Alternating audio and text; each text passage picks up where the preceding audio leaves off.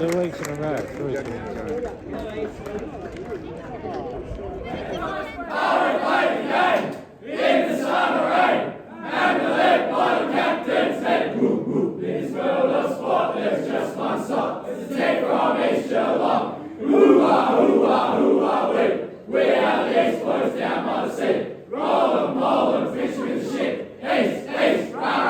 Did we win? We did. How we doing? Easy. How? Easy. Well done, boys. Ed, you've seen a lot of senior debuts in your time in local footy. Where does this one sit to your left? Charmo's first half today was unreal, so it's obviously his first senior game and he was knocking the door down throughout the whole pre-season. Got pretty crook over the Christmas break, got malaria on a surfing trip in Bali and probably pushed him back a week. He would have played last week, but just made his run up a little bit shorter.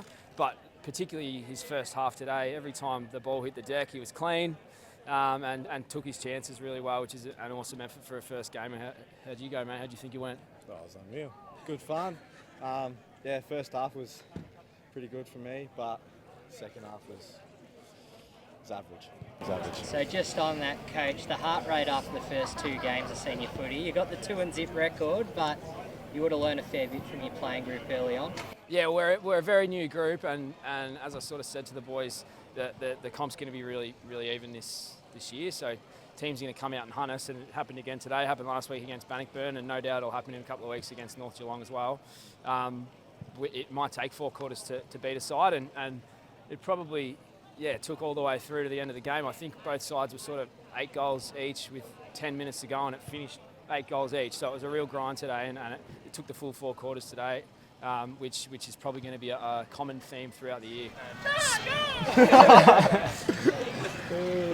So you missed round 1, obviously you're watching on against Bannockburn. Yeah. How'd you find out you were playing seniors? And tell me about your lead up in the 24 hours till today.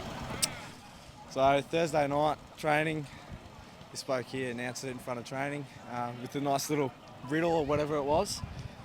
The Pokemon ball, and I've got the nickname Charmander. Friday, it's pretty cruisy.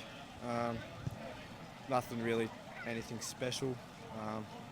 Just normal game of footy, I guess. He's a fairly relaxed unit, Alex, which is probably coming across in this interview. But when he gets out there, he does crack in really hard and makes the most of those opportunities. So that's why we got right around him today. It was an awesome debut. Is that the message to the group going into the Easter weekend? Because North Geelong, the broadcast team don't want to cover you, but I'm sure it's going to be a great game.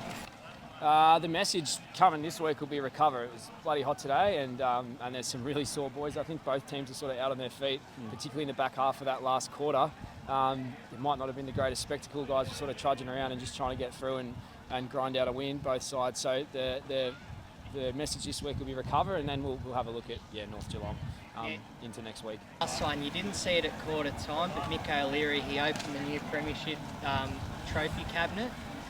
How badly do both of you want to add to it by season's end? No secret. That's what we're striving for this year.